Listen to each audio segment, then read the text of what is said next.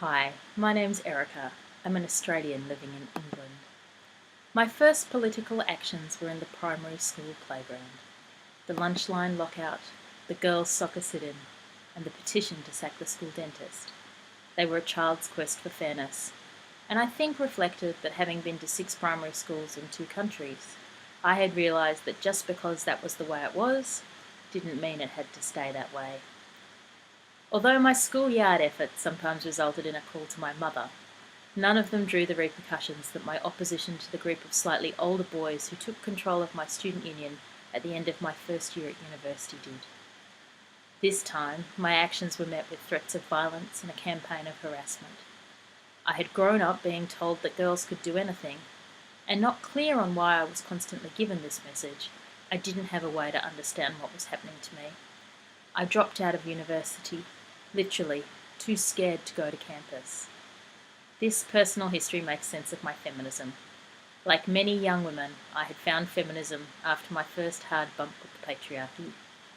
What people sometimes find more perplexing is how this initial experience of higher education, marred by threats of violence and academic failure, turned into an abiding commitment to the student movement and the cause of education access and quality. In retrospect, the best explanation I have is that I had grown up hearing the story of how my mother's family circumstances meant that instead of pursuing her dreams of going to university, she left school at 15. History shows that those boys did not rob me of my education, or the amazing opportunities being an activist has brought me. And in the following nearly 20 years, I've worked and volunteered in a range of non-government, public service and political jobs related to education and feminism.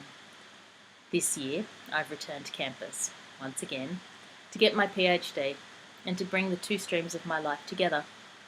I took Marshall's classes on narrative and organising during my Masters, and while I'm not an organiser, the lessons I learnt fundamentally changed how I work and contribute to organisations and campaigns. Through my research, I'm working with an international women's human rights organisation to look at how they mobilise young women's leadership, not only within their organisation, but in the broader community to ensure women, young women and girls everywhere know and enjoy their human rights. And I believe narrative and organising is part of that project.